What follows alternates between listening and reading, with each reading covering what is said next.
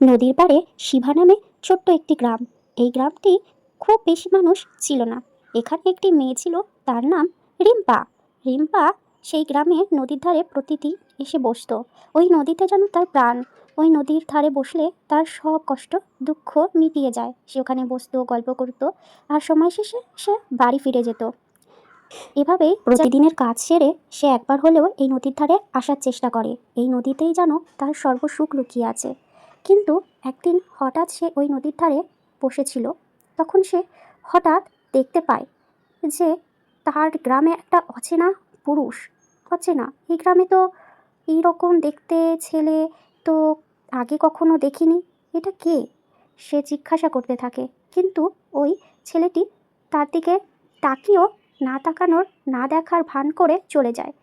সে তখন ভাবতে থাকে, এত সুন্দর ছেলে এই গ্রামে প্রথমবার সে দেখেছে, কিন্তু কে? সে পরিচয়ও দিল না। তবে যাই হোক, টুম্পা রহস্যময় ওই ছেলেটার কথা ভাবতে ভাবতে বাড়ির দিকে নদীর পথ পেয়ে সে যাচ্ছিল। হঠাৎ সে আচমকা ভয় পেয়ে ওঠে। সে দেখতে পায় ওই ছেলেটা তাকে ডাকছে, তাকে বলছে, আমি জানি তুমি আমাকে দেখতে পাও, আমাকে দেখতে পেয়েছো। তুমি আমাকে দেখতে পেয়েছো। হ্যাঁ, আমি জানি, তুমি আমাকে দেখতে পেয়েছো। পরের দিন আর রিম্পা ওই নদীর ধারে আর যায়নি। সে যেন বীভৎস ভয় পেয়েছে এই অদ্ভুত ছেলেটার কারণে।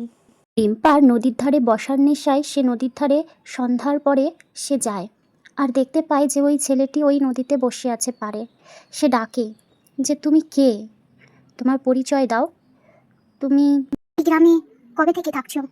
তোমাকে তো আগে দেখিনি। কিন্তু এবার ছেলেটি কোনো কিছুই না বলে, তার কথার কোনো পাত্তা না দিয়ে চলে গেল। তারপর সে ওই নদীর পাড় ধরে পরের দিন যাবার পথে দেখতে পেল ওই ছেলেটি। তখন সে দাঁড়িয়ে জিজ্ঞাসা করলো কড়া ভাষায়, কে? তুমি কবে থেকে এখানে থাকছো? হ্যাঁ, না, না, কাউকে তোমার বলো না। ব্যবস্থা তো আমি নিতেই হবে। রাহুল, আমাকে হ্যাঁ, কেউ আমি দেখতে পাবে গ্রামের না। তুমি মানুষদেরকে ছাড়া কেউ জানাবো দেখতে পাবে যে না তুমি আমাকে। এরকম পেছন করো। বলেই ছেলেটি হঠাৎ উধাও। সে দেখে হতবাক হয়ে গেল। সে দৌড়াতে দৌড়াতে তার বাড়িতে ছুটতে ছুটতে গেল এবং তার ঠাকুমার কাছে সে গিয়ে বলল। সে যেন কষ্টে, ভয় পেয়ে, আতঙ্কে সে উন্মাদ করতে লাগলো, ঠাকুমা, ঠাকুমা, হ্যাঁ, আমি আমি কিছু একটা অদ্ভুত জিনিস দেখতে পেয়েছি। তুমি বলো, এই গ্রামে কি রাহুল বলে কোনো ছেলে আছে? রাহুল বলে তুমি বলো। ঠাকুমাও অবাক হয়ে শুনতে থাকলো। রাহুল? হ্যাঁ, রাহুল। ও তো ঠাকুমা খুব ভয়ে ঠাকুমাও যেন সব কথা শুনে আতঙ্কে চুপচাপ শুনতে থাকে যে পরে কি কি হয়েছে তার সাথে। সেভাবে যে গ্রামে হয়তো নতুন ছেলে এসেছে, তাকে দেখেছে, কি হয়েছে সেটা সে শুনলো পুরোটা। কিন্তু এটা নিয়ে তো এত চিন্তা করার বিষয় নয়। সে হয়তো কারো বাড়িতে বেড়াতে এসেছে, তাও তো দেখতে হয় না। রিম্পা পরের দিন সে নদীর ধারে যায় আর বলতে থাকে, আপনি কে? আপনাকে তো আগে কখনো দেখিনি। আমি অনেক দিন ধরেই তোমাকে এখানে দেখি। ছেলেটির চোখে অদ্ভুত শান্তি ছিল সেদিন। তারা প্রতিদিন সন্ধ্যায় এখানে দেখা করত। কিন্তু একদিন দেখে যে ছেলেটি খুব কান্না করছে।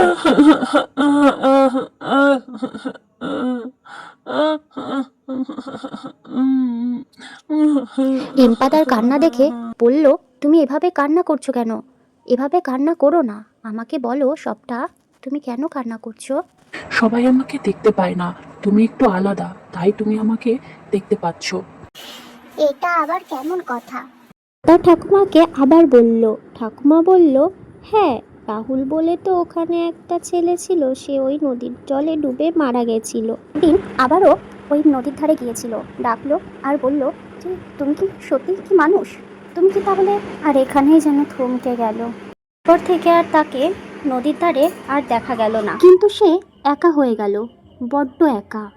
সে আর আগের মতো আর নেই। তার আর ভালো লাগে না নদীর ধারে।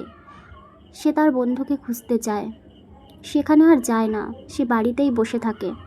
তারপর থেকে রিম্পা আর নদীর ধারে যায় না।